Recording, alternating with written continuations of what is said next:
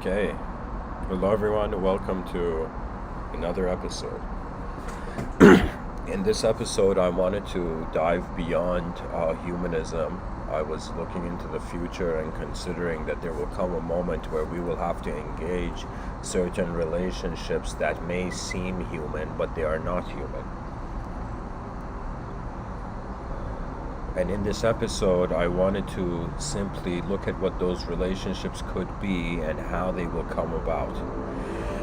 You see, right now, the human being is being treated as an object. This object, after a very long time, has become a subject to itself. That means ultimately, objects are treating other objects as subjects in accordance to how they have treated themselves as a subject.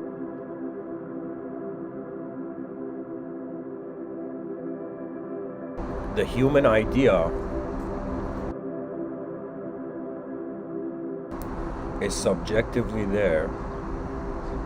That means if suddenly an animal starts walking on its two legs, let's say a dog or a cat, right? Imagine if the dog or cat starts walking on its two legs, starts wearing clothing and starts speaking, then in some sense it will become more and more human. Why? Because we have held the subject that way. Now, the possibilities of a future that goes, I would say, beyond humanism, it is a very difficult thing to think about, mainly because it will mean the end of the decency of the inner realms of the person. When the title of the episode is When the Human Being Starts Being Human, it is also a suggestion that by just existing, you do not attain humanhood. By just existing, as the shape of something, you do not become that thing,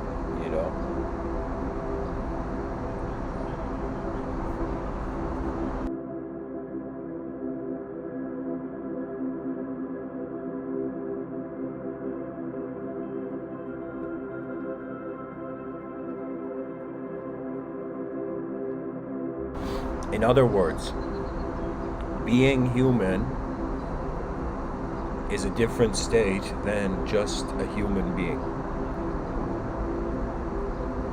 There's many human beings, but how many of these human beings are being human? How many human beings, how many creatures on the surface of this rock care about its future? I mean, honestly, when you look at all the other species on this planet, excuse my language, but they don't give a shit. They don't give a shit about the future of the planet. They just care about their survival to the next day. That means individual survival is part of, you can say, the human being, but it is not. It is a component of being human that we care about the future of the planet. Right? Out of all the other species, we care about the future. The other species don't. In the sense, not in the same sense that we capture progress as a creature.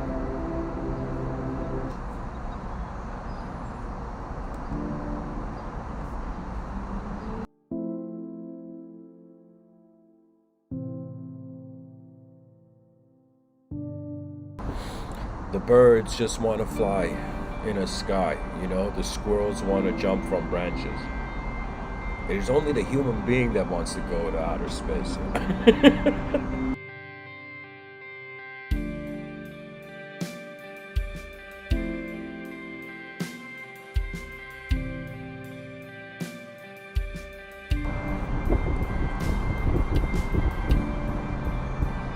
If humanity in the future developed a technology where we can very comfortably communicate to animals and they can hear us and understand us, kind of like the Rick and Morty squirrel episode.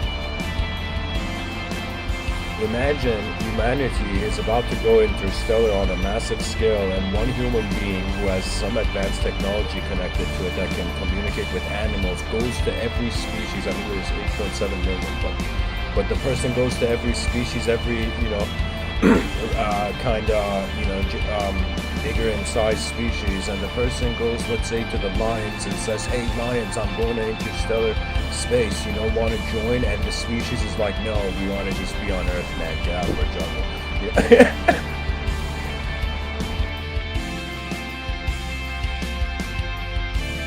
Imagine this person goes to the penguins, politically, and tells the penguins, hey, you guys want to go to outer space, and all the species want to just continue in their environment. Man is the strange creature that is seeking an environment different than how he has been raised in, right? And this is why I think the concept of comfort is a hoax. It's a hoax. It has to be debunked. There is no such thing as comfort. We're in a changing world. There is no such thing as discomfort and comfort. It is just on some level the information shifts the way the moment is contained.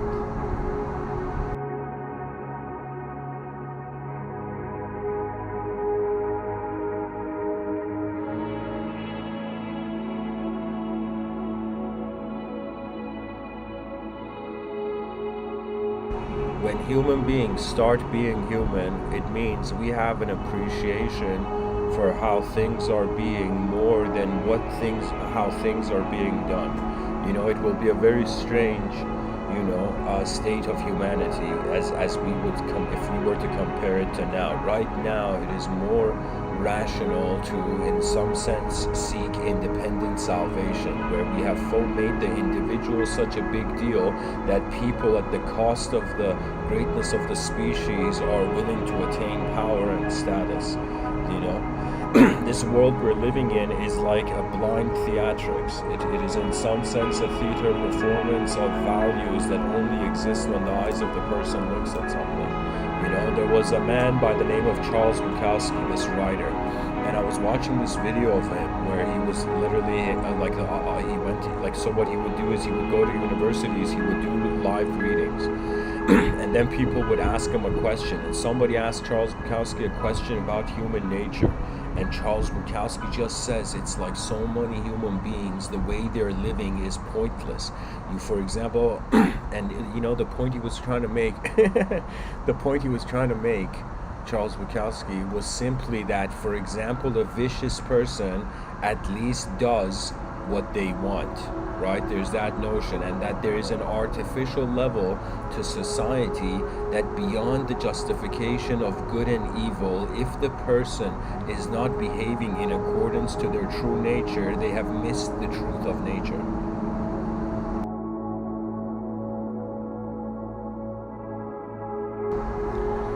To me, this was, I think, the biggest deal. One thing that I'm always calculating in every waking state, every time I wake up into this world, is that I calculate, did I see the main event?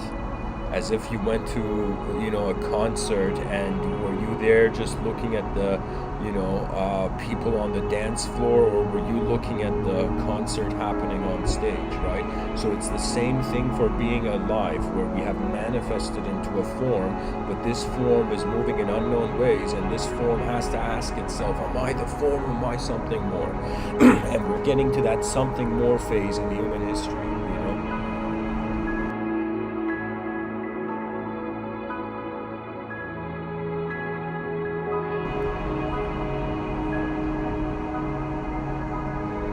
Dear listeners, we are at the dehumanized stage in, I would say, human evolution. That means right now it's very easy for people to be people. In the future, we don't know if there's going to be cyberspace interference. There's going to be either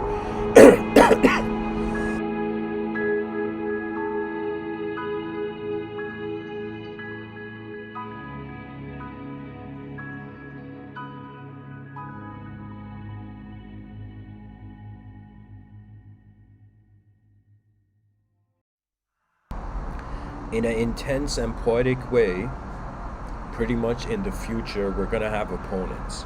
As the whole species is going to have opponents, challenges of a colossal nature that it has to overcome. And I'm envisioning, what would these challenges be? One it would be a sort of chemical invasion of the natural body. The second would be a technological invasion of the natural body. The third challenge would be a sort of extraterrestrial invasion of mind space. That's the one I'm worried about the most. Everything, the other two problems are visible. That means the two problems that can push us, usher us in a state of dehumanized reality. And of course, the instinctual patterns of greed. That's another thing. So I would say 4 opponents. So the 4 opponents, just to recap, I would say cyberspace, a cyber warfare, chemical warfare, extraterrestrial warfare, and I would say past warfare, how the person's memories can limit them or make them limitless.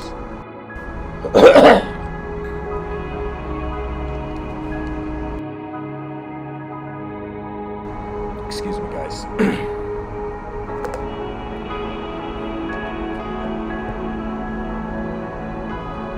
Sometimes when I give these talks, I feel I'm in the trenches of ignorance. I feel I am living inside a Shakespearean play, and Shakespeare has ran out of the room,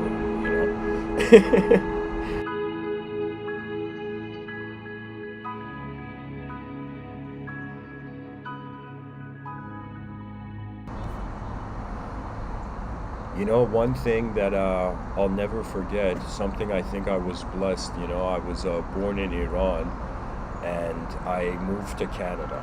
And so my mind managed to get acquainted with 2 different types of cultural frameworks. In one cultural framework, there was a sort of intensity of how life, even though it can not have the basic necessities, it can still be a force to, what's the term? A force to contend with.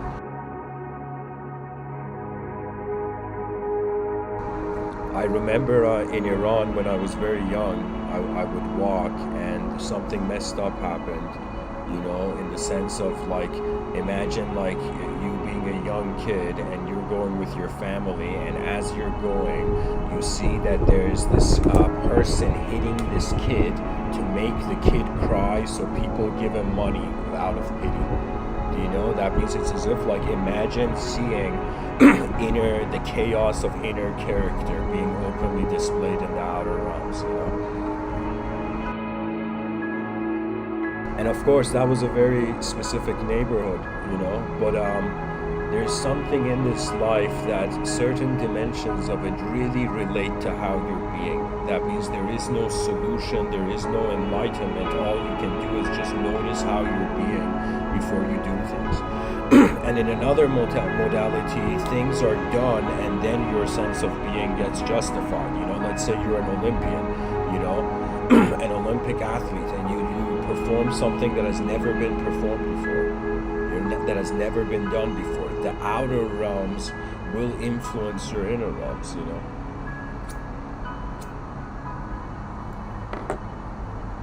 Because if there was eyes in the sky, higher dimensional eyes in the sky, they would look at humanity and be like, are these human beings wasting all their energy just to get an object as a reward?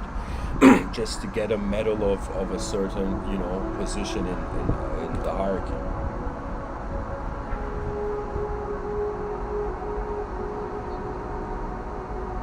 These challenges that lead the human psychology towards dehumanization, they cannot be avoided. One thing about it is how tolerant nature will be. So in some sense, man is a creature in this world, and there's forces against them, and there are some forces that are not against them, but it's as if the unknown challenges all, right? So imagine there arose a being in existence, in the story of existence, where this being did not care about friendships or opponents, he did not care about allies and enemies. That this person just saw all intelligent existential ability, just activity, all intelligent existential ability, whether it's extraterrestrials in spaceships, whether it's human beings in cars, or whether it's birds flying, whatever it is, it's all, imagine finding a union with all intelligent activity. imagine being a being that for one moment you just realize it's not just human beings here. And so you have to have a relationship beyond humanism eventually. But how do we have that relationship? And especially if there's a suggestion in, for example, Buddhist thought, that something else continues on even though the body dismantles and dissolves.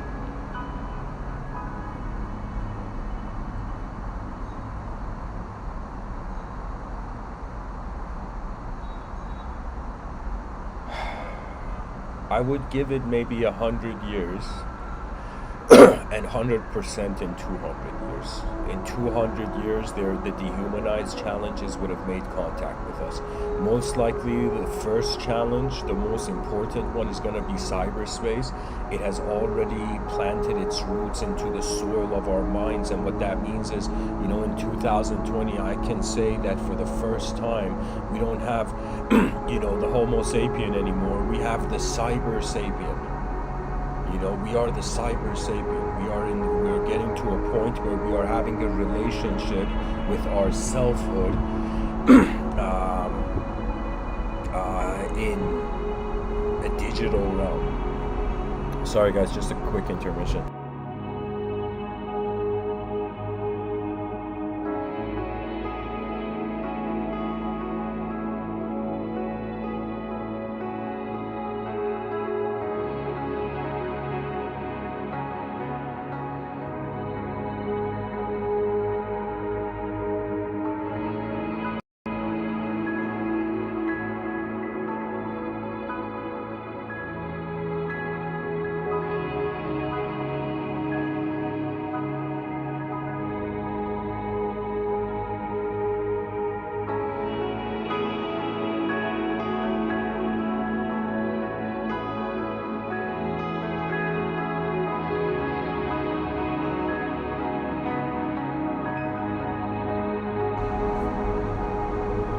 Okay, I'm back, guys.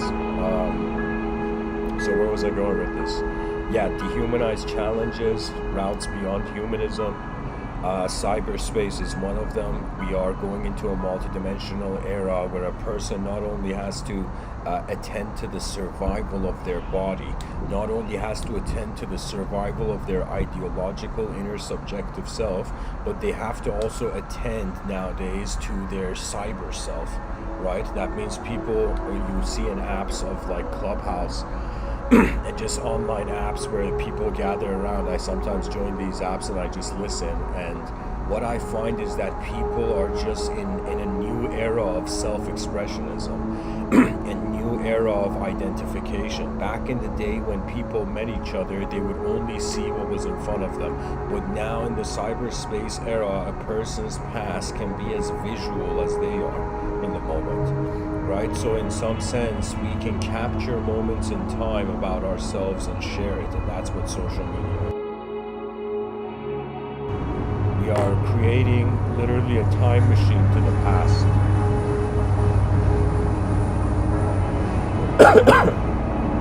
And imagine in the future, somebody creates a time machine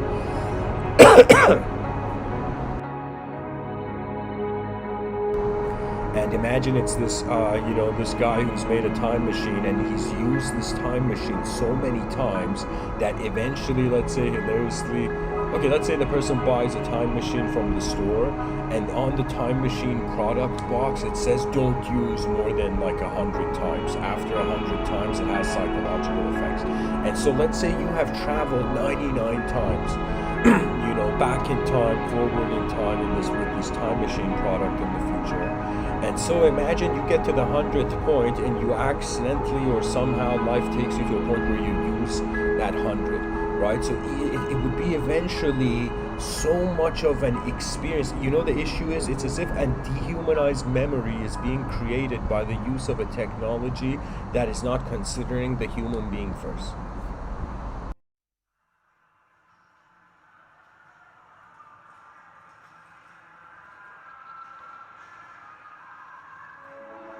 And guys, dehumanization can arrive at any point. If you're a person on this planet who has experienced suffering and human beings have not treated you like a human being, you will become dehumanized.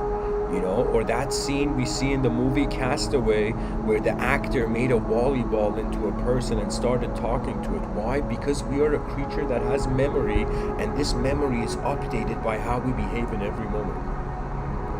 So in some sense, if we stop communicating with human beings, we'll start noticing a greater percentage of dehumanized memories, you know.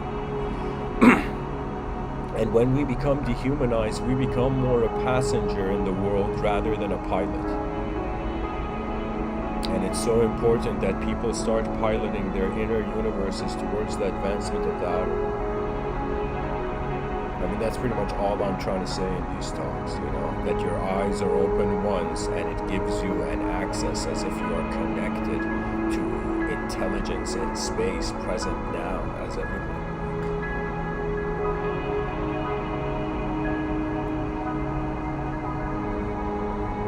You know, the cool thing about the future is that sometimes a person may be born at any point in history and also think that the burden has to be theirs. You know, the way I'm suggesting that we advance civilization and think about the future is not out of a terror of extinction, but more out of just a boredom. A boredom of how many days of my life am I just going to animate as a self, as a subjective self, and go live this, you know. It's like the day repeats. After a while it repeats, we seek novelty. And the only reason we're being pulled towards cyberspace is because we want to process more information. That's it. That's one thing I realized about content online and all the podcasters in the world, that really it's like language is image, and the type and the language you share is creating the film behind the eyes of the person, you know. We don't realize, but we're all directors when we speak. We're directing the attention of the listener to the universe, how the universe happens for us. You know, so if human beings are too cruel, we become dehumanized. If human beings think extraterrestrials are cooler than human beings, we're going to become dehumanized. If we think robots are cooler than human beings, we're going to become dehumanized. You know, if we think the mind and the attributeless is cooler than the attributes in the world, we're going to become attributeless. Do you know? I am telling you, whoever you are, if you're interested in yoga and meditation and the ultimate samadhi, I will tell you, it is so instantaneous. It is just like you stop doing anything on this planet and you try to notice what is moving. You will eventually notice nature has a rhythm, and its rhythm is eternal. And once you notice that eternal rhythm, there is no identity anymore. So your life becomes a moment that could never go anywhere. As if we were looking for truth, but our moment is one moment. It's like reality is a singular event. Like, how cool is that? You know, a person can have endless truths, you know. The person can say, you know, the color red is truth, the color blue is truth, or I only believe in the color green. But in reality, it is a bigger landscape. It's the simultaneity of all colors being that white light beam when the light is seen through a prism.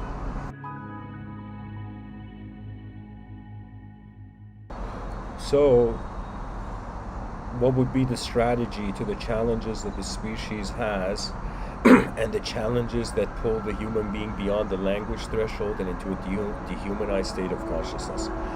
One strategy is to accept allegiance with existence. I did this at some point. There was a day in my life where I'm like, you know, I was kind of like alone staring at the sky and being like, all right, universe, you know, I'll work with you. And it's like, can you imagine what kind of emotion you will have where for the first time it's as if the Gaian mind acknowledges you. That is I would say one of the most best things about the eyes of the shaman, that it was a living universe. The universe was alive, and its intelligence reflected to us in the sense that a three-dimensional phenomenon to a two-dimensional, like a three-dimensional cube, will always be a square to a two-dimensional being. And when people or the human mind wonders about higher dimensions, it's as if what we see becomes the alphabet of how the gods move the wings behind the eyes of man.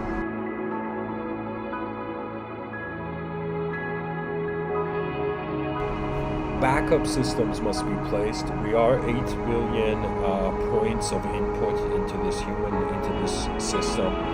Pretty much 8 billion opportunities to influence the system. Think of it this way. Now, of course, people's natures can be culturally and morally divided. That means there are some people on the planet, they gain more joy when things are ordered.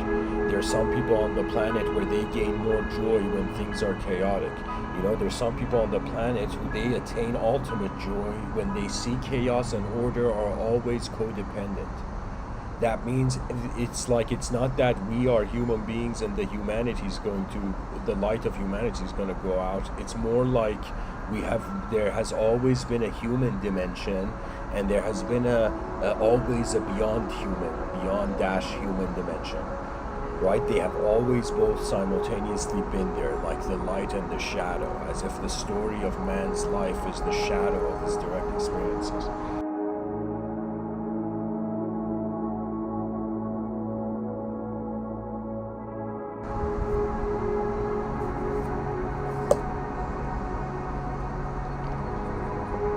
I would like to go into a quote tunnel.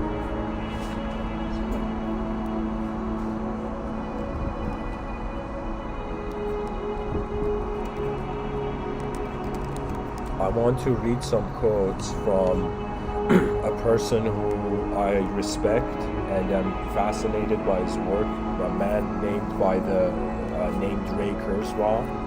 And he's a futurist who talks about beyond the year 2050 there being a sort of technological singularity.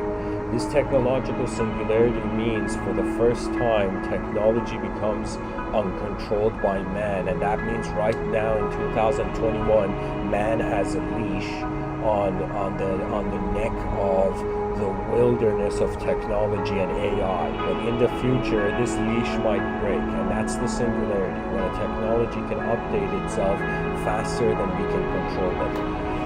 Right, so when that happens, there is of course the danger of dehumanization just by having a dehumanized event take place. Like imagine a bunch of aliens walking on the street or a bunch of robots walking on the street. You're going to have less human beings go on the street if they're afraid of aliens and robots.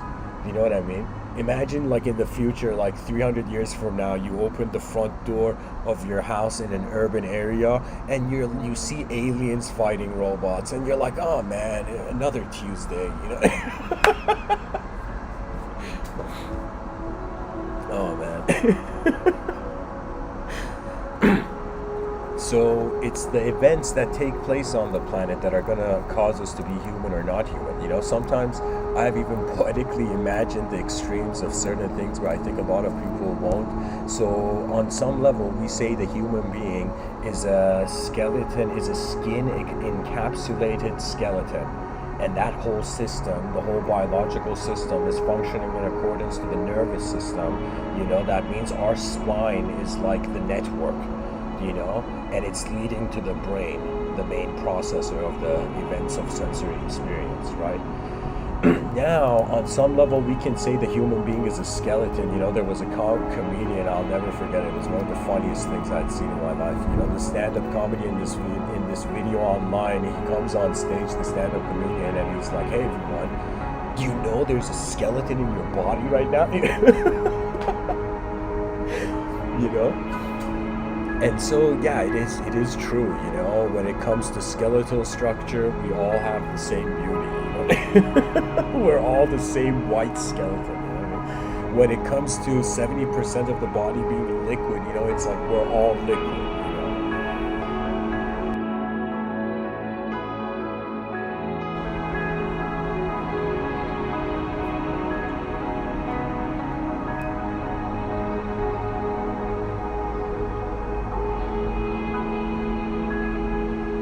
The future will try to make us into what the past could never be. The challenge of human beings alive in 2021 is, what do they do with the history that they have realized is as hollow as the knowledge made on a rock in the middle of nowhere? The species has to play along with its human form. We have to create legends of humanism post 1990. That means, I think after 1990, it was a sort of time in the world where communication was becoming more globalized. I feel privileged to be born in 1991 because I got to see how cyberspace opened its eyes in this realm to some degree. I think I was one of the last generations in which cyberspace had not consumed the childhood of. Right now, think of it this way. Think of it in life. There's an information game, a giant information game you gotta play. And then there's a physical survival game you gotta play. Now, after you have played the physical survival game, you go towards the psychological, need, and you, in some sense, play a giant,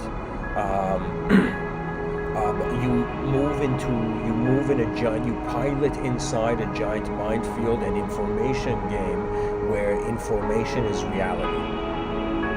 To the mind, it can't tell apart if a language, if an inner image is real or an outer image. The only way you can tell it apart if from within there is an intent upon the outer realms, and the selection of experience creates context. That means, look at how hilarious it is.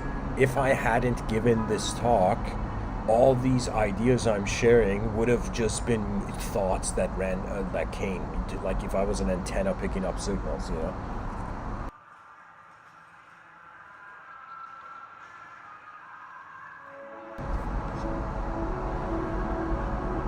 Ray Kurzweil, this futurist, says death gives meaning to our lives. It gives importance and value to time. Time would become meaningless if there were too much of it. Ray Kurzweil says our technology, our machines, is part of our humanity.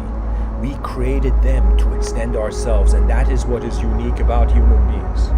Ray Kurzweil says our intuition about the future is linear, but the reality of information technology is exponential. That means to the power of 10 it's growing, guys. And that makes a profound difference. If I take 30 steps linearly, I get to 30. If I take 30 steps exponentially, I get to 1 billion. Ray Kurzweil says supercomputers will achieve 1 human brain capacity by 2010, and personal computers will do so by about 2020. Ray Kurzweil says what we spend our time on is probably the most important decision we make. Ray Kurzweil says artificial intelligence will reach human levels by around 2029. Follow that out further to say 2045 we will have multiplied the intelligence, the human biological machine intelligence of our civilization 1 billion-fold. Yeah, what he means is that right now people are just wearing clothing. But in the future, they will be replacing organs with machinery, so advanced machinery that in some sense becomes indistinguishable from the natural body. This means that there will happen a revolution as sort of enlightenment in nanotechnology. I am telling you, all those people who right now are in the field of nanotechnology, they will usher in the most magnificent and giant event in human culture. Nanotechnology will not change our lives, but it will solve world hunger potentially. That means imagine in the future, any person can live with this just one box. You just have to buy one appliance, and anything you press in this appliance, it creates. And imagine this is a post-currency era.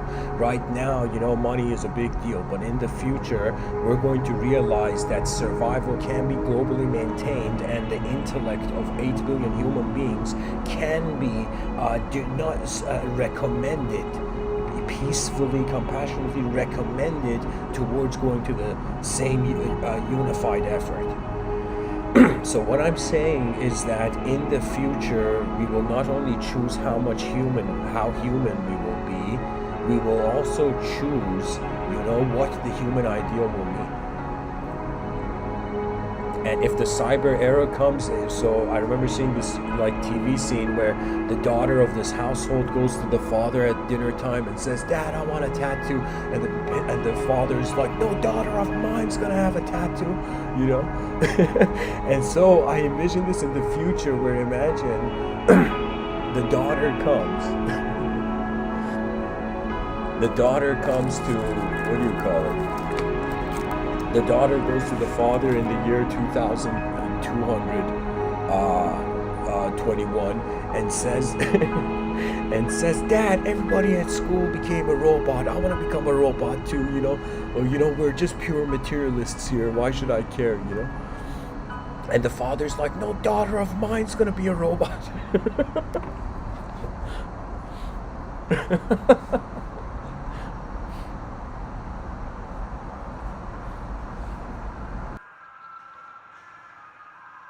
Technology has a part in our lives. I'm not going to ignore that. It will become an incredible convenience. Right now I am using technology. Technology is like a force, and a force that one is aligned with is their ally, and one is not aligned with is their opponent, really. That means if I want to fly, gravity is going against me. If I want to just stay where I am, gravity is my ally. You see the contextual shift? Ray Kurzweil says, no matter what problem you encounter, no matter what problem you encounter, whether it's a grand challenge for humanity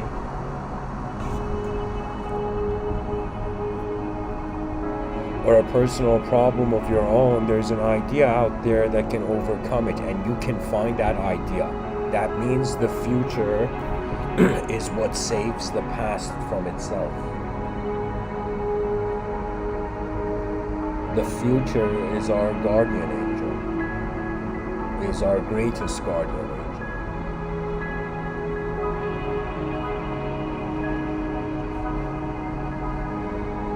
Ray Kurzweil says, by 2029, computers will have emotional intelligence and be convincing as people. Yeah, that would be a messed up era, Imagine,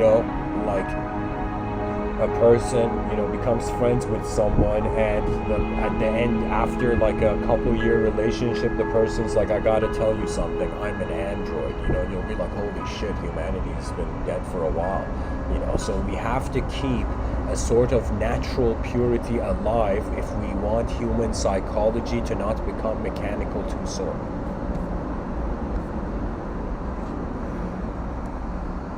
Ray Kurzweil says, by the time we get to the 2040s, we'll be able to multiply human intelligence a blindfold.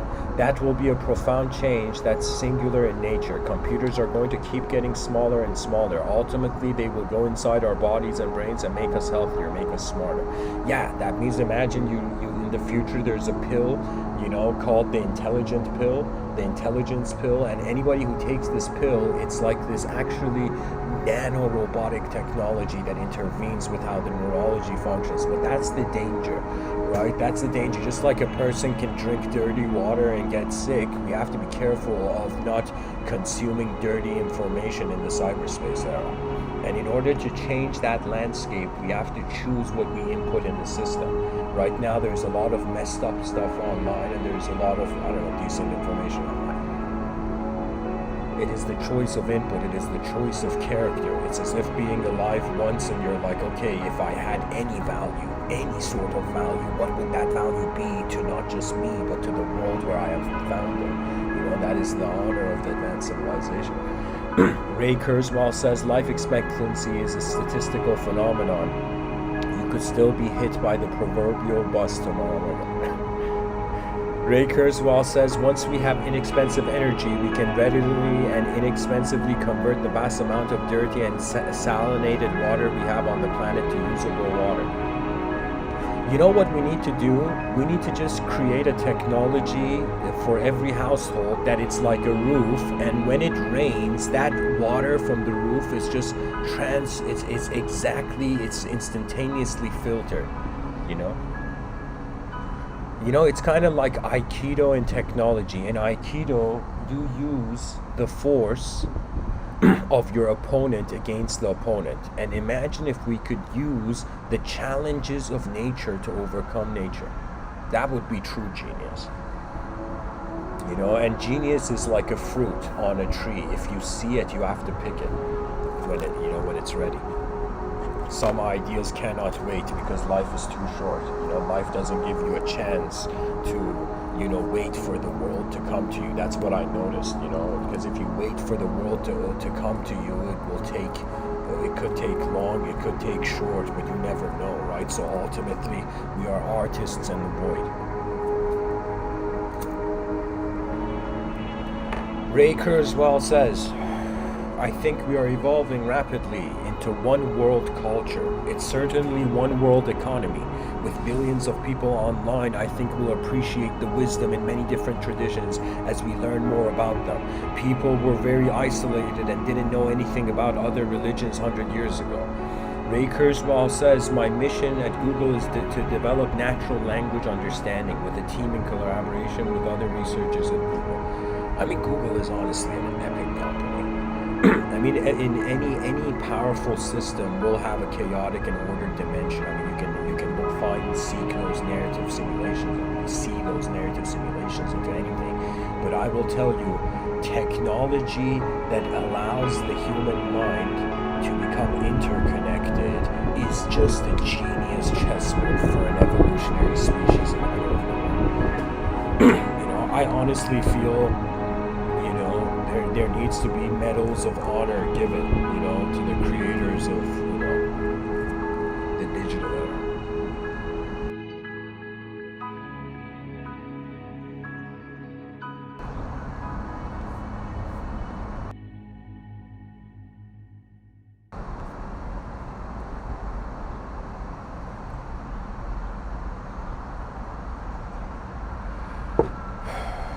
Ray Kurzweil says information defines your personality, your memories, your skills. I would say something as an additional comment on what Ray Kurzweil is saying, yes, we are in a formation, we are information, but really what it is geometry. And anybody who wants to use their mind, I personally, in my school of thought, the way I share it with people, there is a geometrical component to the inner realms. That means it's as if there's a dimension where there is no emotion, no storyline, no life or death. It's just geometry moving. It's as if the atom cannot smile or frown. That is man's achievement. Ray Kurzweil says a successful person isn't necessarily better than her less successful peers at solving problems. Her pattern recognition faculties have just learned what problems are worth solving. This is again to say something also Elon Musk said, where he said the hardest part is to find the right question to ask or where your attention should be.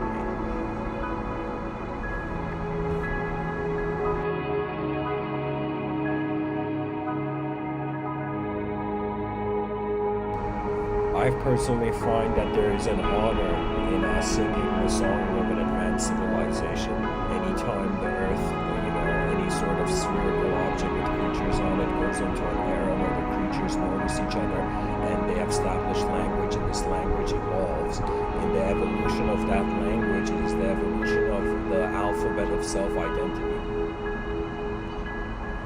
We have to become the freedom that we want in the future. We have to be it now. And how we can be it now is by utilizing what the inner realms provide for us. That means, let's say you see an angry person, and in your inner realms you realize it's better not to be angry. And you, for example, go tell that person a quote about anger, and that person suddenly attains the same technique of resolve, you know? Because the best quote on anger is from, I believe, this man from Tibetan Buddhism named Sogyal Rinpoche. I could be wrong, Patro Rinpoche. It was a Rinpoche, and and the quote says, unless you have conquered anger, your enemies are inexhaustible. That means, and nobody can suffer without being on some level angry about their suffering. It's as if it's strangely like there's stages to this, you know, and some modern schools of thoughts, because we have ancient religions and evidently we have modern religions, you know. And so all religious thought is ultimately trying to establish a relationship with the divine. That means it's fascinating how right now on the planet there are institutions that they believe we are in some sense in a transcendental universe, and there are institutions that believe we're not in a transcendental universe, you know? And we are all functioning in a world. It's as if you have opened your eyes in the middle of a painting that isn't finished drawing.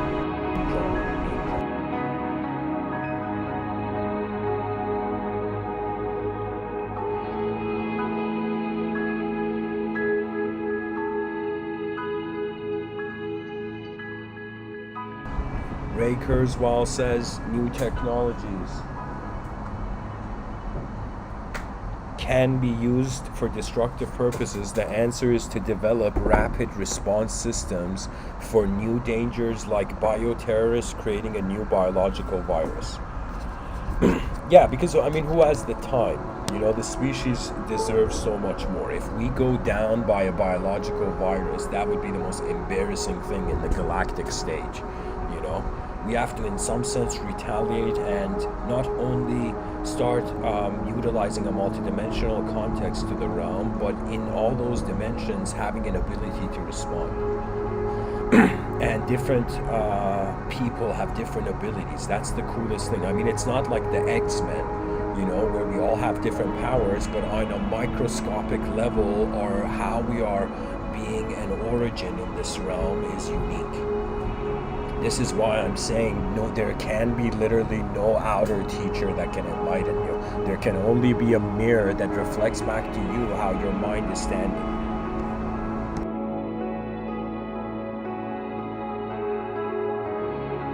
And that is the true purpose of poetry.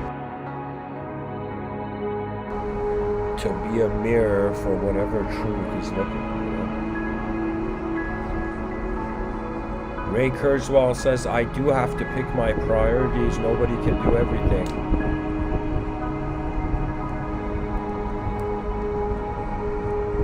Ray Kurzweil says a lot of movies about artificial intelligence envision that AIs will be very intelligent but missing some key emotional qualities of humans, and therefore turn out to be very dangerous.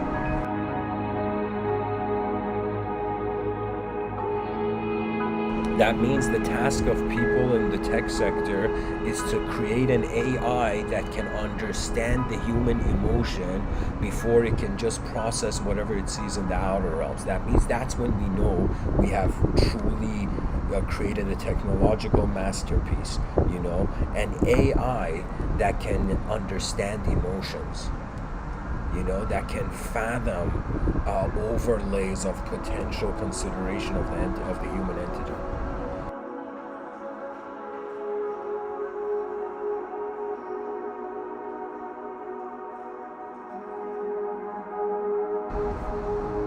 Ray Kurzweil says the telephone is virtual reality, and that you can meet with someone as if you're together, at least for the auditory sense.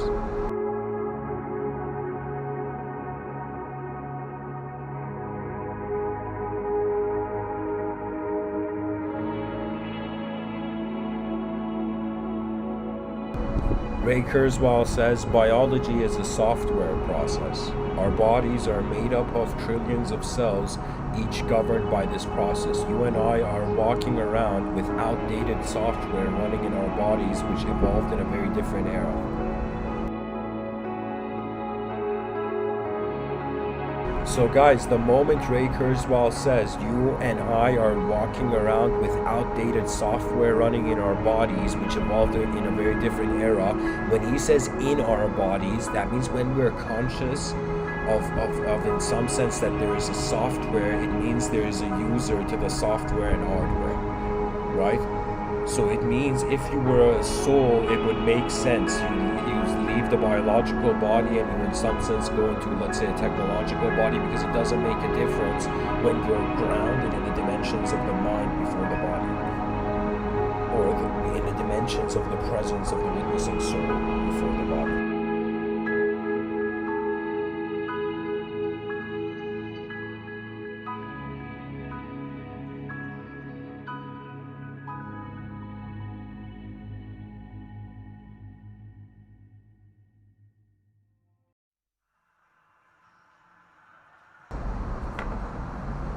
I'll end the quote tunnel here. Actually, I'll read one more. Ray Kurzweil says, even by common wisdom, there seem to be both people and objects in my dream that are outside myself, but clearly they were created in myself and are a part of me. They are mental constructs in my own brain.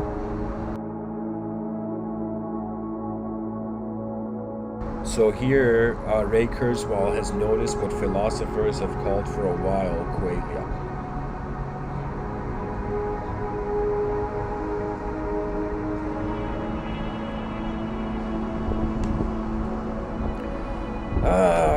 When the human being starts being human, we start seeing a proper humanity. That's what's going to happen. We're going to be like, all right, are we attempting as a species the greatest opportunity of what we can do in the outer realms? And if the answer is anything other than yes, we have found inner extinction before outer. You know, that means there is no room for hopelessness. You know, hopeless states of mind are in some sense simulations that are tiring out. That means imagine we're an antenna, imagine there's a river of thought, this antenna is picking up the thoughts as they're going through this stream, this consciousness stream. Now, the person, instead of thinking that it's a consciousness stream, could have this relationship that in some sense thoughts are being born and dying in their attention all the time as they come and go. Right? So we can connect personality to even an internal object. In the same way, a person like in Walt Disney, like, I don't know, what was that? I saw this as a kid. It was like Beauty and the Beast cartoon or something, where the objects on the table were like dancing and talking and like kind of enchanted into some sort of animate personality. They were personified. So I feel if we were to close our eyes and envision an object, we could personify that too. So really the challenge in advanced communication is trying to find the clarity in your inner space to be able to discriminate what you are personifying and what on its own has an image, right? So when it comes to the mind, if we take this antenna analogy further, this is what I do personally, is that sometimes before realizing that I'm here to give a talk or a podcast, I'm actually first here to watch my moment. And as I watch my moment, I notice something is present. Then I notice my breathing and my biology, and that's like the first headquarters of awareness, right? And then beyond that, you notice the space, and how in the space there's 3 dimensions, and how that 3 dimensions is also translated into geometrical outlines, which become objects in the distance. Right? So when we have a fascination for how sight is working in the outer realms, we will become fascinated with our inner sight. We will come to this realization in the future that who is aware that they are having a thought about an object is actually neither the thought, neither the object, therefore the unconditional witness. When we recognize there is an unconditional way, there is an unchanging way where energy and attention are simultaneously being, that is instant salvation. So that's when you stop fearing the animal idea's outcome. And you realize how life is such a vast opportunity to be able to express in so many ways that our ancestors never could. They didn't have the opportunity, they didn't have the privilege to have access to what we have now. So in some sense we are well armed, but the species has not marched into the unknown yet. You know, that's why I think there's a lot of podcasting going on. People are like, yo, what's up? What's going on here? You know, and like millions of people start podcasting. Why? Because the inner realms is having access to something.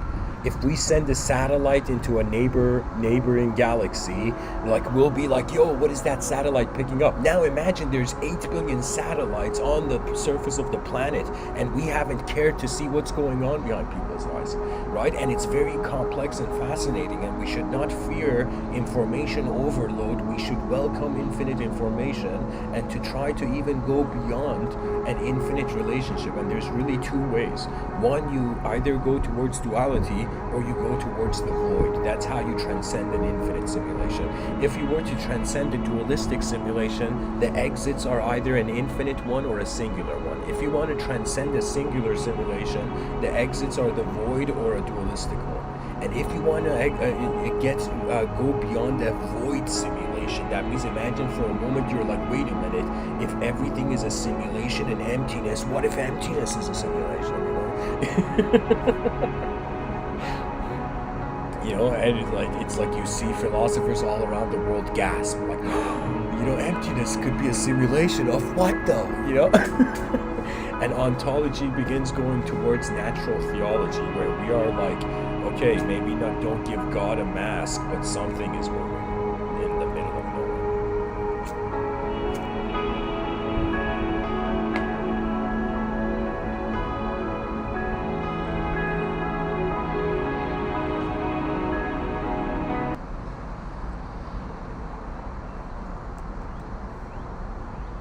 Life is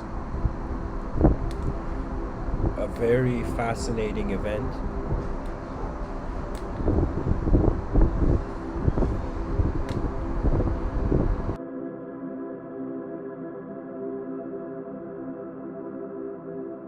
I would say the mind has 4 elevations that it can be piloted to, as I've mentioned so far: 0, 1, 2, infinity. These 4 symbols are the 4 kind of like seasons or 4 dimensions that the individual has access to.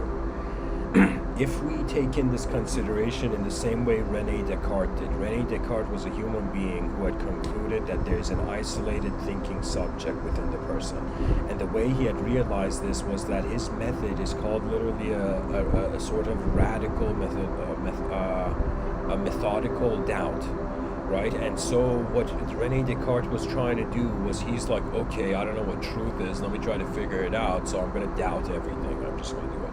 You know? And so René Descartes did this, and he started doubting everything. He started doubting existence, its content, its color, its depth, and all of its dimensions. And he eventually came to this point where he's like, wait a minute, I can't doubt the one who's doing the doubting.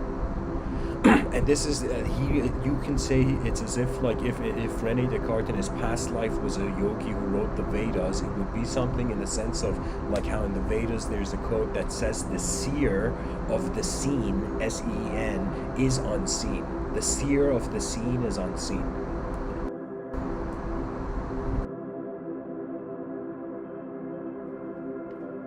When you realize there is a sort of linguistically impossible to touch state of being,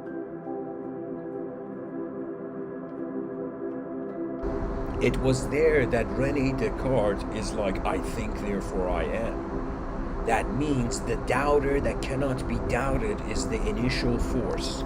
And René Descartes treated that as a thought, right?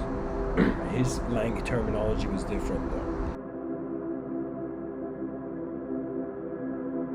And René Descartes is really, you can say, one of the great, of course he was a mathematician. Like the Cartesian graph they teach in schools was from René Descartes, but like his incredible contribution to philosophy of the substance mind-body dualism is currently, you can say, the competing theory with a sort of rational physicalism. You know, it's as if like the materialist was like, yo man, I'm existing in one world, don't say otherwise. And then Rene Descartes like, true, you are existing in one world, but you have a body and you have a mind. Now, what if the mind is another dimension, right? What if it's a relationship with these two dimensions, you know? And there is the story where this genius princess back in the day, you know, philosophers usually were like old, you know, I don't know, old men in society. But this young princess goes to Rene Descartes and he challenges Rene Descartes and he says, you know, Mr. Descartes, you're saying that there's the mind in its own dimension having nothing to do with the body and being in its own dimension, as if there are two separate dimensions, right? But then she challenges Rene Descartes and she says, if the mind is in a dimension that has nothing to do with the body, why does the body care to see what the mind is? You know, something of this level, where she challenged the contextual geometry of how the idea in the moment was being the meaning of the world.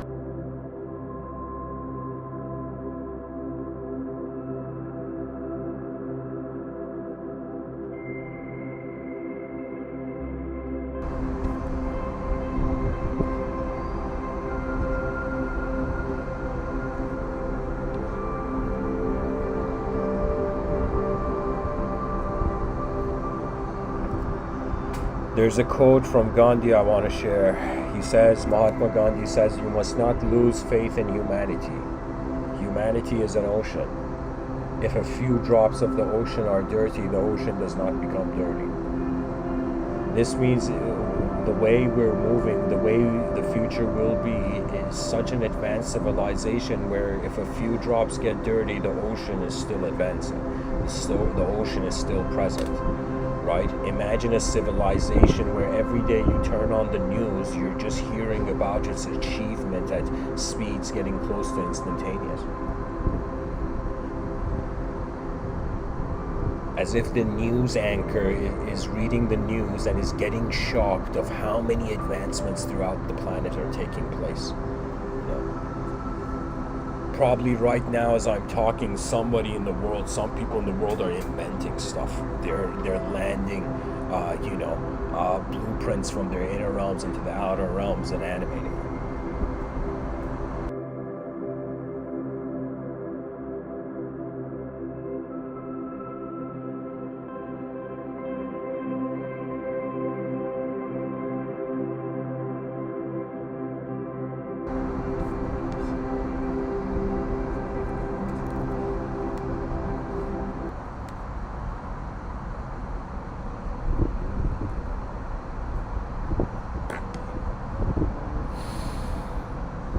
Oh man, the world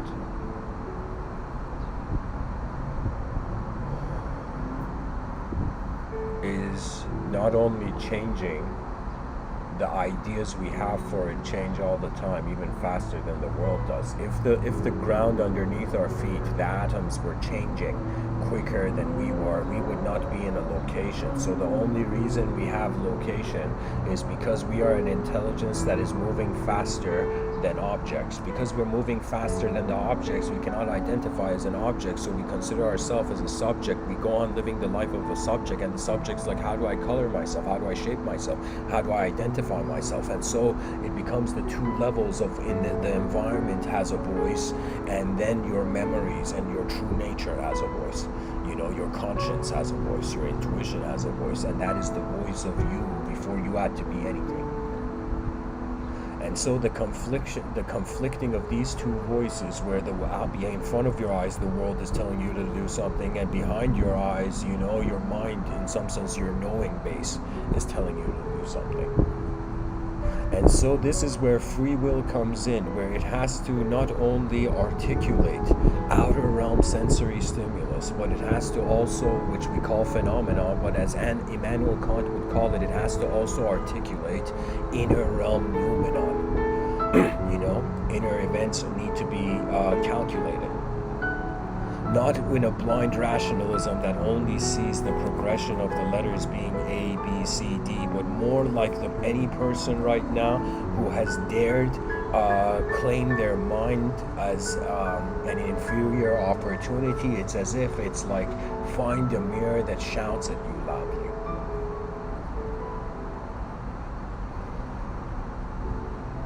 To care for the eyes of the species is the greatest honor of the lifetime.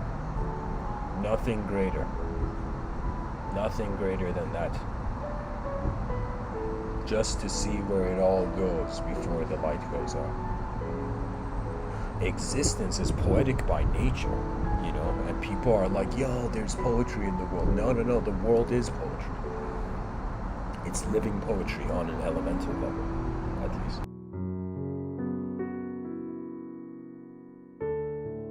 And I honestly, this is my kind of sci-fi theory on what's going on in the world. I feel the sun is actually the broadcasting device of an advanced civilization that thought of a way to throw an intelligent geometrical imprint through light beams to broadcast it all over. That means imagine our civilization became advanced and we're like, how do we make all these uninhabited planets have life? So we make a calculated consideration that in some sense there's potentially intelligent particles all over different rocks on the planet, and if we were able to, because we say light is an energy carrier system, it's the smallest energy carrier system. So imagine the energy that it's carrying holds within it a geometrical imprint that can activate biological life on a planet. So it would be that so many other planets in this universe will actually be five-limbed. You know, because the sunlight is giving like the same signal to all the surfaces of different spheres, right? And the spheres are somehow spinning to receive the sunlight. How convenient, right? It's as if the planet was alive and one side of it was getting a tan and the other side wasn't, and the planet's like, I gotta spin now, you know, and the planet starts spinning and the sunlight hits all of it, you know.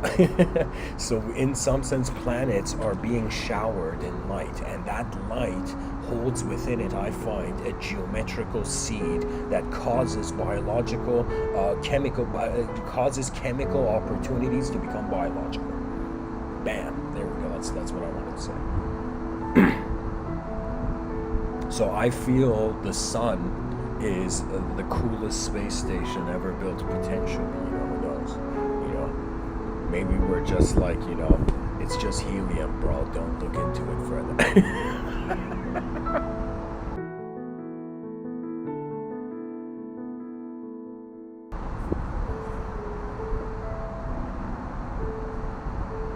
How we start being human is to recognize everybody, every person on this planet can be fathomed to have a greater self. That means that wherever you are right now listening to me, imagine to your left, you are seeing the worst self you can be in this world. And to your right, you're seeing the greatest self you can be in this world.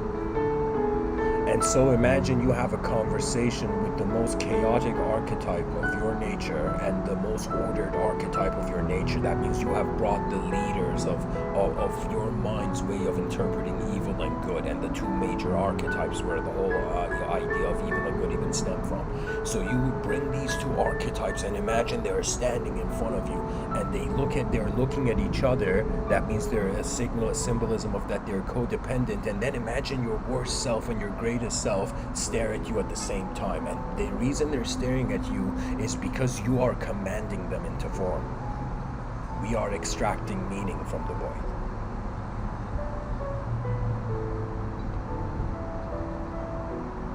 So imagine suddenly your worst self and your greatest self start bowing. They bow to you, who are in the present, who has the crown of free will. And you realize your decision takes you towards the infinite, or makes you be a creature where if you were not here, the civilization would have progressed further. You know, sometimes we gotta regret not just what we do, but what we are to ourselves as we're living. That can be very regrettable. You know?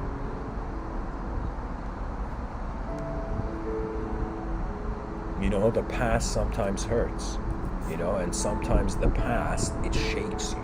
It's not pain, it's awakening.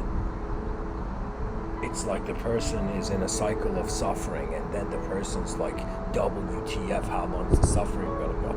You know? And so when you get bored of your own misery, the only thing left is an empty space for novelty to, in some sense, reanimate. So what happens is that emptiness gives birth to infinity.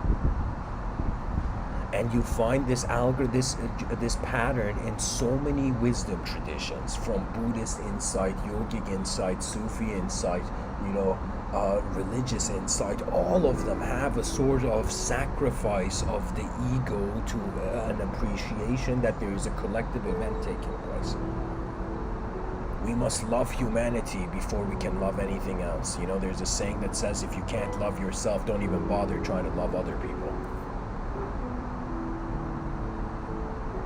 And so if the species can love itself, and that's when the honor of humanity, like these giant columns, as if somebody shouted and the whole civilization woke up, you know.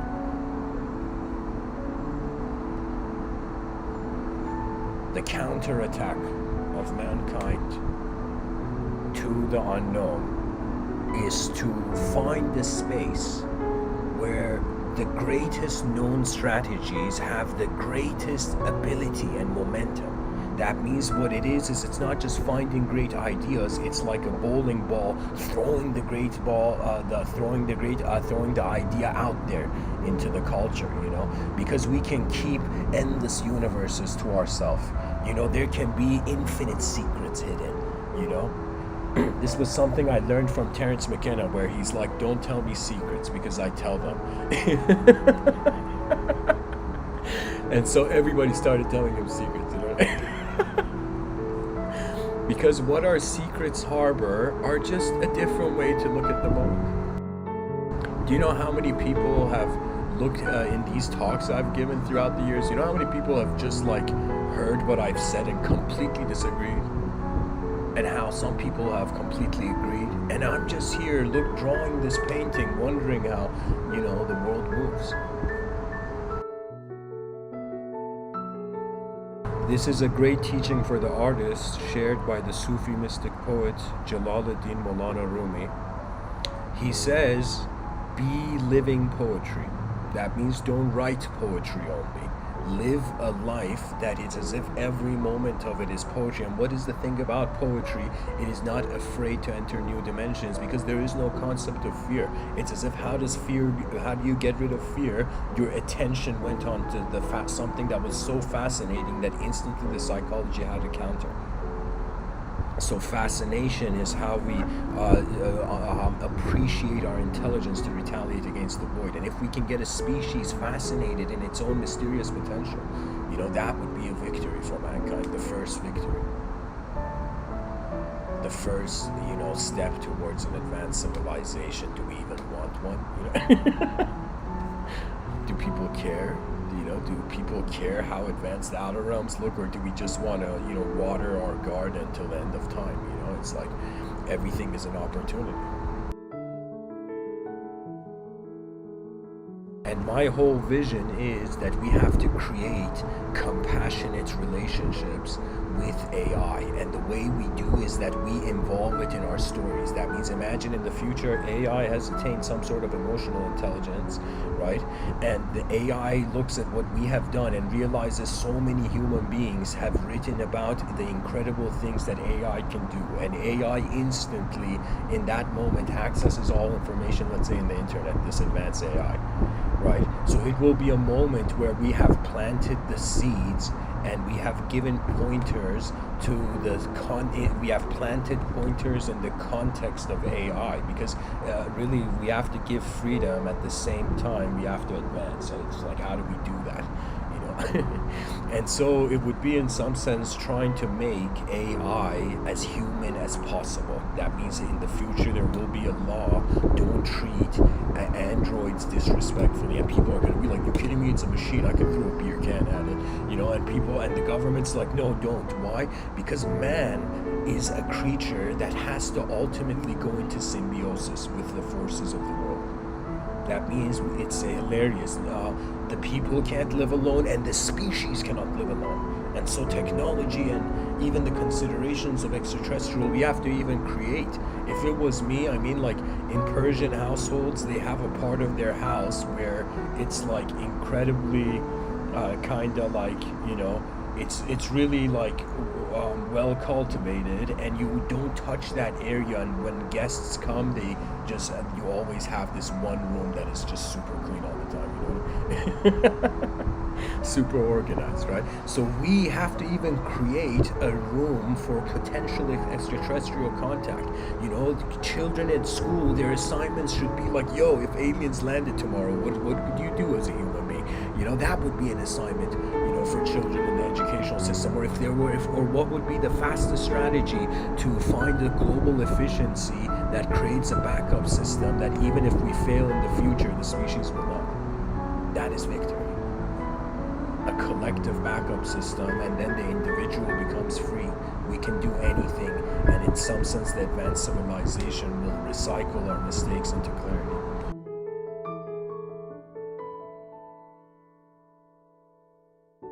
And of course, guys, don't think I'm the epitome of wisdom. That's why I say Mr. Within. There's so many things that I still haven't seen and can't even articulate. There are some things, for example, in when it comes to emotional intelligence, I have a blank stare to. But when it comes to geometry and things design related, my sight has gone far to some degree.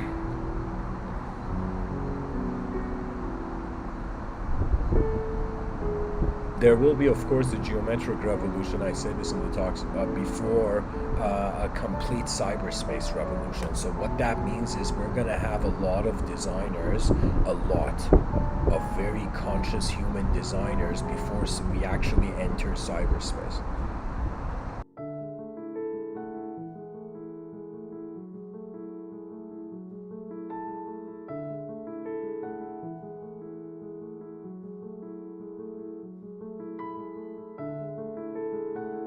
Imagine a world where there were no students.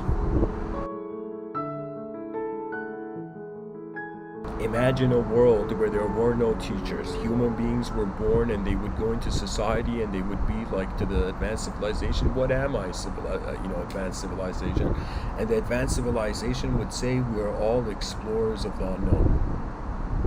And if you can contribute to how the species has gone so far in its vision, then the educational system doesn't have room to grow, but it has an ability to instantly reform.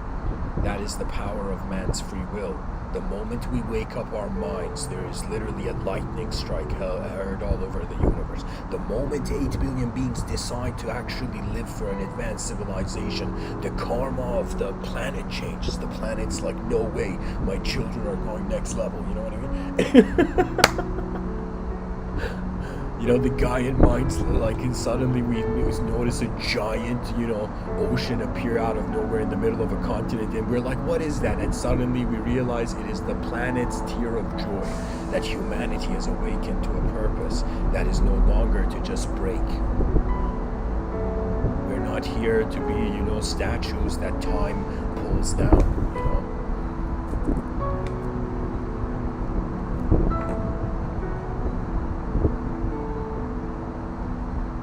Everybody has to start being a pillar of civilization in whatever they're doing. What that means is high quality expression to the best of one's ability, alongside a sort of appreciation for how the past has walked so far. If we take this approach that all ideology is artwork, and we usher the human intelligence into an era where it doesn't have judgment of information simply because information has an interdependency with everything else that is information. That means you can't judge someone that is a part of the world.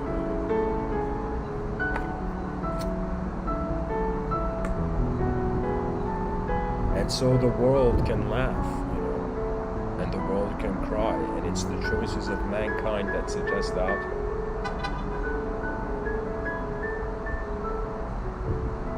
And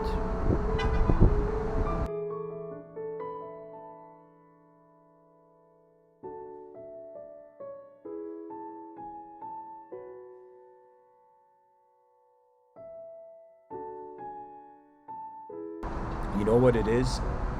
The best story to tell, I actually wrote an incredible short story, and it's not finished, but I remember it was like, I felt it might get an award one day, but I don't know, maybe not. But what it was the story that there in this, I fathomed in my inner realms a timeline where human beings were still at the tribal point and an alien landed. Right now in human history, we're like, alien contact hasn't happened, but imagine there was a tribal kind of society and an alien landed, and this is, imagine a hypothetical parallel universe of Earth, okay? And an alien landed, and this alien, right, gave the most advanced technology and enlightened the people in that society to a next level. But the alien suddenly, after many years of advancing, let's say, that tribe and that civilization, human civilization, the alien's like, I gotta go. But before, I forgot something to mention something, the alien makes a vast majority, like 1/3 of the population, hold a giant boulder, you know? So the whole idea was that this extraterrestrial has provided heavenly advanced technology, but has provided it under the conditions that human beings, like all human beings, have to gather around and somehow carry this giant boulder and take shifts in carrying the giant boulder, living a life and coming back, right? So like, as if till the end of time, the species is moving a giant boulder on its back, as if, imagine a species became, Greek mythology, like, right? And so this extraterrestrial alien tells human beings, your advanced technologies I have given you, the moment you let go of this rock and this rock hits the surface of your planet, then all the technologies I have given you will be gone, will become inactive and disappear. And the human beings are like, alien, advanced alien that helped us, why are you going? And the alien's like, I just gotta go, man. And the alien goes, right? And so human beings make sure never to replace. And the alien says you can't put a robot or a machine instead of you. It has to be human beings carrying this giant rock, right, on the surface of the planet, right? And so for many years it goes by, and human governments and human institutions of power are like, yo, we should get rid of the rock, or we shouldn't, there's a war, civil war, and all this. And eventually human beings get to a point where they're like, we have understood life beyond the body. And they put down the stone, and hilariously, none of the technologies change or become inactive, right? And it was just the extraterrestrials' last teaching that you are terrestrial, and there's no such thing as you and I in a galactic event.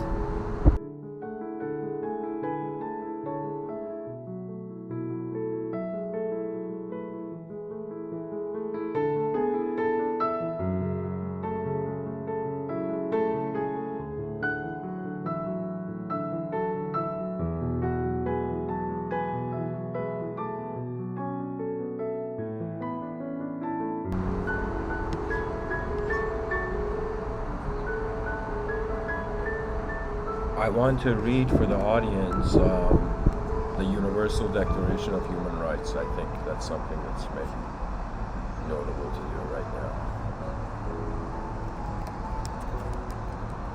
Imagine you're having like a morning coffee and listening to the Universal Declaration of Human Rights. Yeah, that's what kind of podcast this is. All right.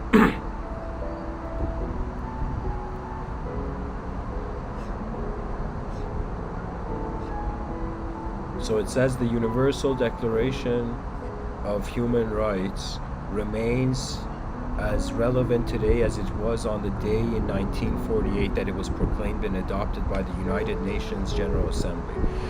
The extraordinary vision and resolve of the drafters produced a document that for the first time articulated the rights and freedoms to which every human being is equally and inalienably entitled. So this is one of the most important human events in collective psychology.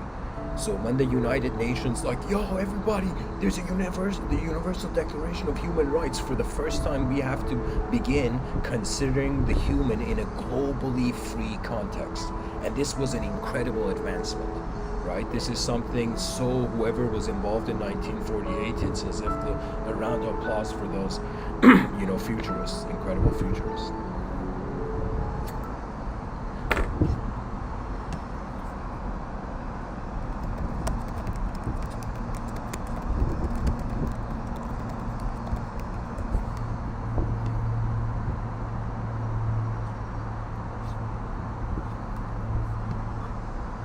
So, the Universal Declaration of Human Rights, it's divided into articles. And how many are they? They are like 30 articles. So I'm going to read this for you. So Article 1. All human beings are born free and equal in dignity and rights. They are endowed with reason and conscience and should act towards one another in a spirit of brotherhood. Article 2. Everyone is entitled to all the rights and freedoms set forth in this declaration without distinction of any kind, such as race, color, sex, language, religion, political or other opinion, national or social origin, property, birth, or other status. Furthermore, no distinction shall be made on the basis of the political, jurisdictional, or international status of the country or territory to which a person belongs, whether it be independent, trust, non-self-governing, or any other limitation of sovereignty. So what this article is saying is you are a human being no matter what. Remember that always. Honor your humanity. Article 3 says everyone has the right to life, liberty, and security of person. That means we human beings require a space of mobility, both in the inner realms and outer realms, and our freedoms should not impinge on each other's inner and outer, but we should realize that eventually expression has to happen, so there has to be a sort of polite multidimensional patience as people's minds express in the same space. Article 4 says no one shall be held in slavery or servitude. Slavery and the slave trade shall be prohibited in all their forms. This means alright, we're giving freedom to the human being, so the human being has to be free to have freedom, right? So in order for a human being to experience its freedom as a creature in this life, it has to be free from shackles of, you could say, it has to be able to be free, pretty much. So, if you want to see a human being free, it has to be free. So Article 5 says no one shall be subjected to torture or to cruel, inhuman, or degrading treatment or punishment.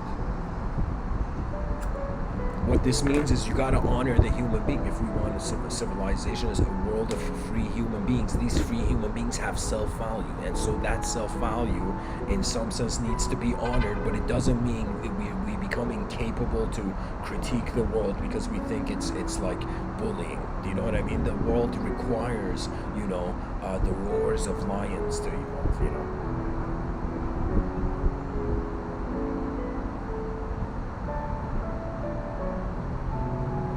Article 6. Everyone has the right to recognition everywhere as a person before law.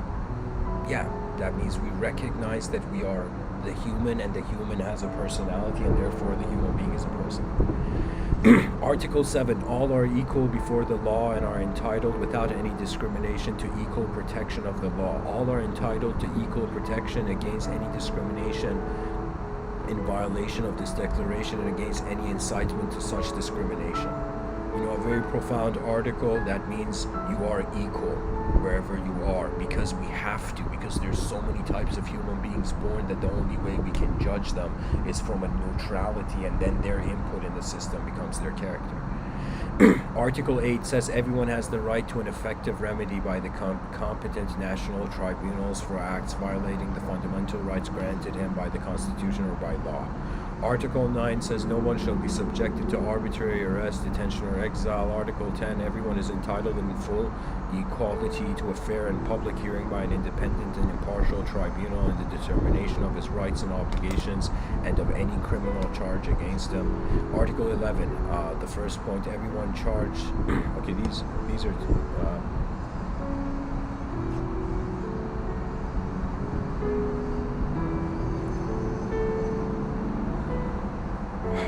Okay, for the sake of history, I'll read it. Article 11.1. Everyone charged with a penal offense has the right to be presumed innocent until proved guilty according to law in a public trial in which he has had all the guarantees necessary for his defense. No one shall be held guilty of any penal offense on account of any account or of any act or omission which did not constitute a penal offense under national or international law at the time when it was committed, nor shall a heavier penalty be imposed than the one that was applicable at the time the penal offense was committed. So these are, law-oriented contexts of the Universal Declaration of Human Rights. Article 12 says no one shall be subjected to arbitrary interference with his privacy, family, home, or correspondence, nor to attacks upon his honor and reputation. Everyone has the right to the protection of the law against such interference or attacks. Article 13 says, Article Part 1, everyone has the right to freedom of movement and residence within the borders of each state. Everyone has the right to leave any country, including his own, and to return to his country. Article 14 says everyone has the right to seek and to enjoy in other countries asylum from persecution. This point 2, this right may not be invoked in the case of persecutions generally arising from non-political crimes or from acts contrary to the purposes and principles of the United Nations. Article 15 says everyone has the right to a nationality. No one shall be arbitrarily deprived of his nationality nor denied the right to change his nationality. For example, something geographic, just as a side point to say, for example, I remember they're reading this thing that, for example, the Kurds in human history as a national identity, they are the people who they in some sense have the national identity, but their nation is divided between 3 other countries. So there are people who have national identity but don't have the nation, right? And so that's a sense where even if you don't have a nation, you're still entitled a right to a nationality. That means it's as if nations are human bunkers for civilized minds to advance, and so they welcome, those who in need. That's the cool thing about a greater humanity. It doesn't look down before it looks up to people.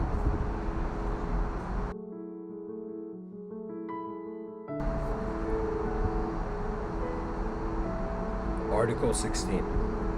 Men and women of full age, without any limitation due to race, nationality, or religion, have the right to marry and to found a family. They are entitled to equal rights as to marriage, during marriage, and at its dissolution. Point 2. A marriage shall be entered into only with the free and full consent of the intending spouses. Article 3, the family is the natural and fundamental group unit of society and is entitled to protection by society and the state. And this is, again, in these Mr. Within talks, you hear me talk about an advanced civilization. That's what I care about, right? That's the whole backup system idea, where it even honors the Article 16 of the Universal Declaration of Human Rights. I'll read the third point again. The family is the natural and fundamental group unit of society and is entitled to protection by society and state. That means people in society should protect each other, and the state should protect the people in society, as if 2 levels or 2 backup systems of an advancement, Article 17. Point 1. Everyone has the right to own property alone as well as in association with others. Point 2. No one shall be arbitrarily deprived of his property. Article 18. Everyone has the right to freedom of thought, conscience, and religion. This right includes freedom to change his religion or belief, and freedom either alone or in community with others and in public or private to manifest his religion or belief in teaching, practice, worship, and observance. What does that mean? That means the Universal Declaration of Human Rights was so considered, and that it's like, okay, you're a free person in this world. Now you have a freedom to express your personality, Now we have to mature as a civilization where instead of getting offended by behaviorism, we discover its multidimensionality can lead to an evolution of the whole system. Article 19. Everyone has the right to freedom of opinion and expression. This right includes freedom to hold opinions without interference and to seek, receive, and impart information and ideas through any media and regardless of frontiers. So this is Article 19 of the Universal Declaration of Human Rights. You have a freedom to share your eyes with the world. I should probably write that in the description of my YouTube channel. Article 20. Point 1. Everyone has the right to freedom of peaceful assembly and association. That means we can collectivize peacefully. We're free to do that. Point 2. No one may be compelled to belong to an association. You have freedom beyond, you could say, collective identity. Article 21. Point 1. Everyone has the right to take part in the government of his country, directly or through freely chosen representatives. Article 21. Part 2. Everyone has the right of equal access to public service in this country. Part 3. The will of the people shall be the basis of the authority of government. This will shall be expressed in periodic and genuine elections, which shall be by universal and equal suffrage and shall be held by secret vote or by equivalent free voting procedures. So guys, this is so important because so many people nowadays I've talked to, they say they don't want to vote. And to me, I'm like, that's not the wrong approach. The right approach is to vote honestly. Do you know? That at least the citizens of a nation are caring for the nation's future. I mean, that is true patriotism. Not to just wear a mask of a color, but in some sense to care for the evolution of all nations towards a sort of unavoidable globalism that's just happening. Information has become globalized. Now it's our personalities have not yet. And before this happens, like Mr.Within's come here and I'm saying like, yo, we could become universal archetypes and then become globalized. That means if you're a nationalistic entity, sure, globalization is like overwhelming for you. But if you were a universal being, globalization is nothing. It is just like, you know, the simplest thing. Because the universal mystery goes beyond the eyes of our, you know, interpretation.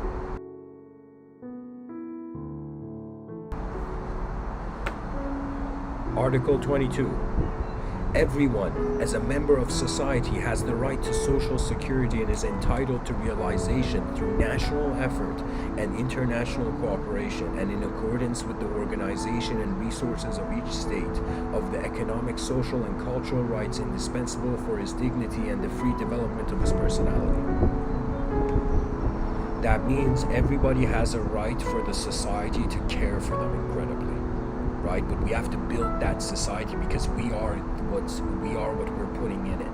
You know, we are the input and the output is our cause. Article 23. It has 4 points. Point 1. Everyone has the right to work, to free choice of employment, to just and favorable conditions of work, and to protect against unemployment. Article 23.2. Everyone without any discrimination has the right to equal pay for equal work. Article 23.3. Everyone who works has the right to just and favorable remuneration, ensuring for himself and his family an existence worthy of human dignity and supplemented, if necessary, by other means of social protection. That means, just a side note here, that means we have to build such an advanced civilization that there is dignity in the family. Do you know? That means what happens inside the family, free will of the members of the family. But every family, from the perspective of the greater society, has to, in some sense, have a sort of human dignity. That means whatever you're doing in this life, the Universal Declaration of Human Rights is saying, yo, be free to be human. Because you have one lifetime really to be aware of your humanity. Article 23.4. Everyone has the right to form and to join trade unions for the protection of his interests. That means everybody has an ability to shield themselves in this realm of freedom. Article 24. Everyone has the right to rest and leisure, including reasonable limitation of working hours and periodic holidays with pay. Article 25. Everyone has the right to a standard of living adequate for the health and well-being of himself and of his family, including food, clothing, housing, and medical care, and necessary social services, and the right to security in the event of unemployment, sickness, disability, widowhood, old age, or other lack of livelihood in circumstances beyond his control. Article 25.2. Motherhood and childhood are entitled to special care and assistance. All children, whether born in or out of wedlock, shall enjoy the same social protection. Guys, there was a scene in the movie Ip Man where Ip Man, this martial artist, like a bunch of these bad guys come to fight with him in his house, and his young kid is on a tricycle, and he, instead of fighting, he just lets his young kid leave the room, and then he, in some sense, goes into this next level martial art fight with these 3 thugs in his house, you know. And so that's what I feel is the emphasis here is that we shield the dimensions of humanity that are still in the progress of growth, right? That means a sort of, by all archetypes, whether good, evil, non-interference with the developing human being, you know? And so motherhood and I would say childhood is a very important relationship, because how a human being communicates to another human being creates the world for them. And so without grace, we are living in hell. So we have to, in some sense, bring a future that cares for gentle genius progress more than the vicious greed of an animal drowning in time. Anyways, back to the article. Article 26, everyone has the right to education. Education shall be free, at least in the elementary and fundamental stages. Elementary education shall be compulsory. Technical and professional education shall be made generally available, and higher education shall be equally accessible to all on the basis of merit. Right? That means everyone has to complete the fundamental stages of the educational system, because you get information on how being a human being is happening, right? So people should like, you know what the educational system is? The educational system's like it took you 4.5 billion years to evolve to have a mind, to not behave like an animal, and if you care to use this mind, this is the fundamental stage. I'll read the whole thing again. Everyone has the right to education. Education shall be free, at least in the elementary and fundamental stages. Elementary education shall be compulsory. Technical and professional education shall be made generally available, and higher education shall be equally accessible to all on the basis of merit. Point 2, education shall be directed to the full development of the human personality and to the strengthening of respect for human rights and fundamental freedoms. It shall promote understanding, tolerance, and friendship among all nations, racial or religious groups, and shall further the activities of the United Nations for the maintenance of peace.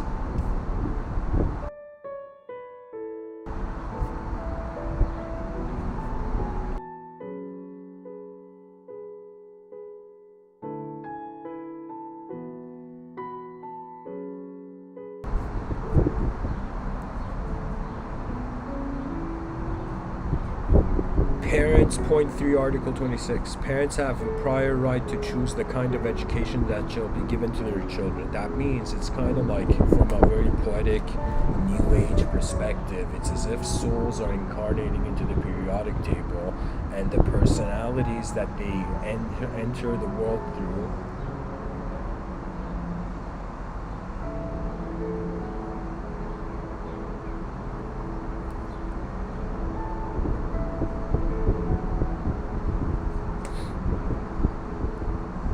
as if who we are born around is the course we signed up in before we were manifest body.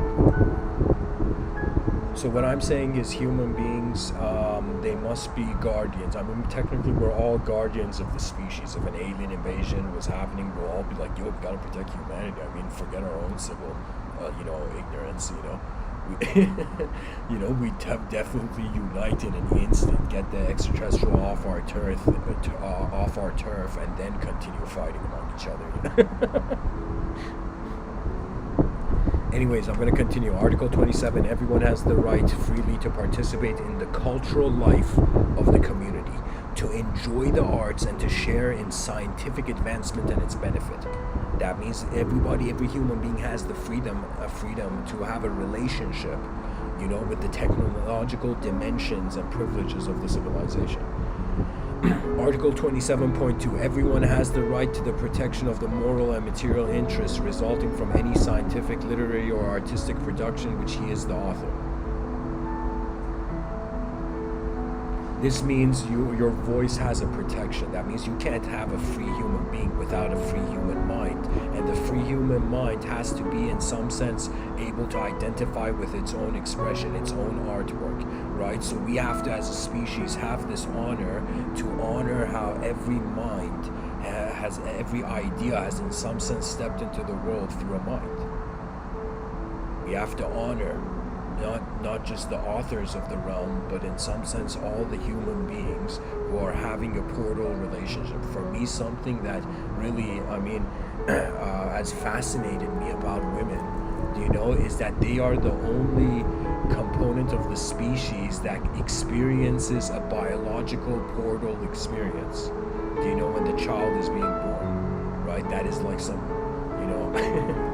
That's equivalent to being a portal, biological portal, like for example, right?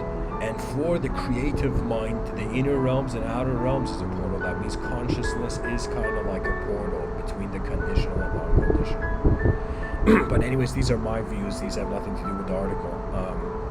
Article 28 says everyone is entitled to a social and international order in which the rights and freedoms set forth in the Declaration can be fully realized. Article 29, everyone has duties to the community in which alone the free and full development of his personality is possible. That means a part of our freedom includes, in some sense, being responsible for the world we're living in. This is a great privilege, you know. Whether some people are paying attention more to the mind of the species, some people are paying attention more to the body of the species. Article 29.2, in the exercise of his rights and freedoms, everyone shall be subject only to such limitations as are determined by law, solely for the purpose of securing due recognition and respect for the rights and freedoms of others and of meeting the just requirements of morality, public order, and the general welfare in a democratic society. Point 3 of Article 29. These rights and freedoms may in no case be exercised contrary to the purpose and principles of the United Nations. Article 30.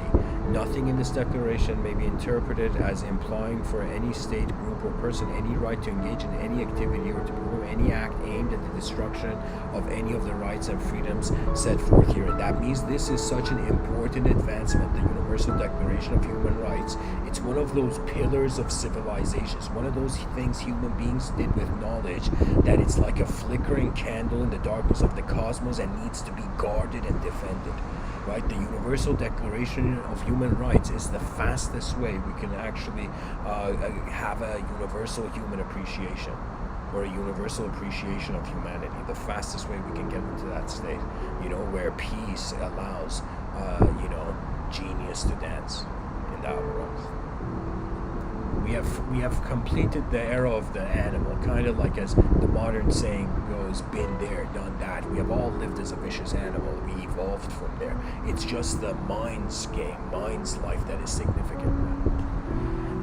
And so guys, know your human declaration of rights, but also your universal declaration of rights, but also know that you are not in this world to just be contained in it.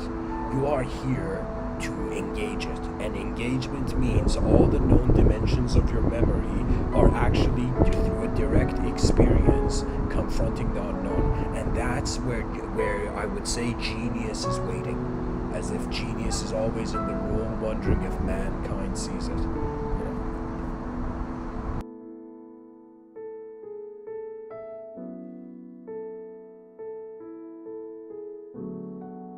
Sometimes I poetically feel back, if I can take this, the attention of the listeners back to the talk, to the podcast, I would say sometimes there are moments where life is before any ideological interpretation.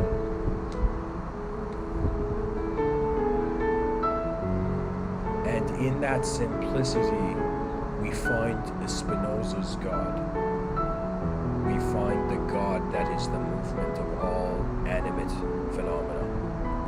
We are a universal moment being, and this universal moment that is being for a moment intentionally has forgotten that it is of a universal size magnitude, and it has endured in the ignorance of the individual. That means to have a body is to be ignorant of your universal nature by design, but it's also an opportunity. You know, it's as if an eternal being went on vacation and human beings began popping out of nowhere as a temporal creature to themselves.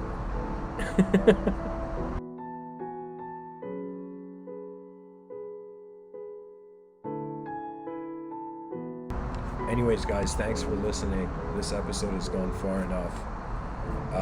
Being human means we appreciate the opportunity of intelligence moving on the surface of this rock.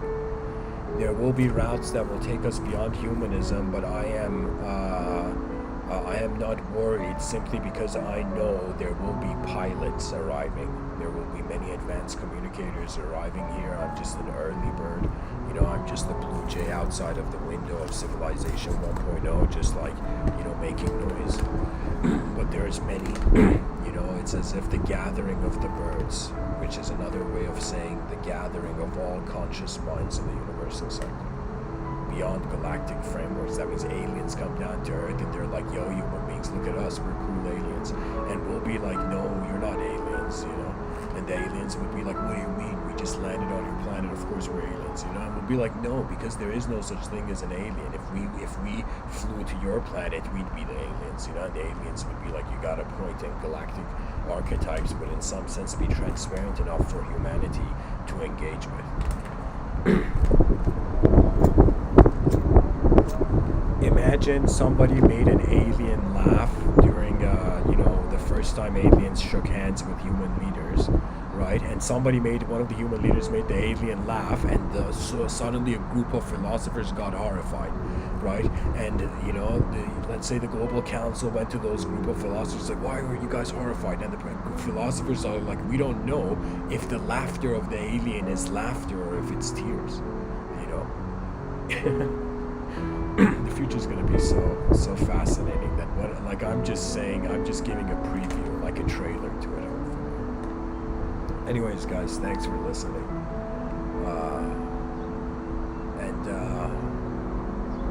It is a great honor to be human. I don't know how people have time to look at suffering. It's like there's so much that can be set into motion before the elemental curtains are pulled. So to be free means to realize that freedom is an opportunity for novelty to walk into the world. We honor the past by living incredibly in the future. That's how we honor our ancestors. Thanks for listening, guys. Namaste.